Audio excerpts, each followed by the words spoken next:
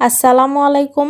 যারা চিতই পিঠা বানাতে গিয়ে ব্যর্থ হয়েছেন, পারফেক্ট হয়নি, আজকের রেসিপিটা তাদের জন্য। A to Z recipe follow করলে আনাড়ি হাতে আপনারাও তৈরি করে নিতে পারবেন খুব সহজে। চিতই পিঠা তৈরি করার জন্য শুকনা বাটিতে নিয়ে নিয়েছি আমি 2 কাপ চালের গুঁড়া। এখানে শুকনা চালের গুঁড়া নিয়ে নিয়েছি। তারপর দিয়ে দিলাম হাফ চা চামচ লবণ, দিয়ে দিচ্ছি কুসুম গরমের থেকেও সামান্য একটু কম গরম পানি। এখানে আমি 2 কাপ পানি দিয়ে দিয়েছি। এবার হাত দিয়ে খুব ভালো করে মথে নিব, মিক্স করে নিব। এখানে আর কোনো পানি দিব না, আর পানিটা খুব বেশি গরম হওয়া যাবে না, আবার ঠান্ডাও থাকা যাবে না। সামান্য একটু গরম পানি এখানে ব্যবহার করতে হবে। আমি যে 2 কাপ পানি এখানে দিয়েছি সেটা দিয়েই খুব ভালো করে 2 থেকে 3 মিনিটের মতো এইভাবে মথে নিয়েছি। এবার ঢাকনা দিয়ে ঢেকে 10 মিনিটের জন্য রেস্টে রেখে দিব। এ পর্যায়ে চালের গুঁড়া এবং পানির পরিমাপটা সমান আছে। 10 মিনিট পরে এই তো চলে এলাম। দেখতেই পাচ্ছেন ডোটা এখনো অনেকটা ঘন আছে। এখন এই ডোটাকে নিয়ে নিচ্ছি একটা ব্লেন্ডার জাগে আর দিয়ে দিলাম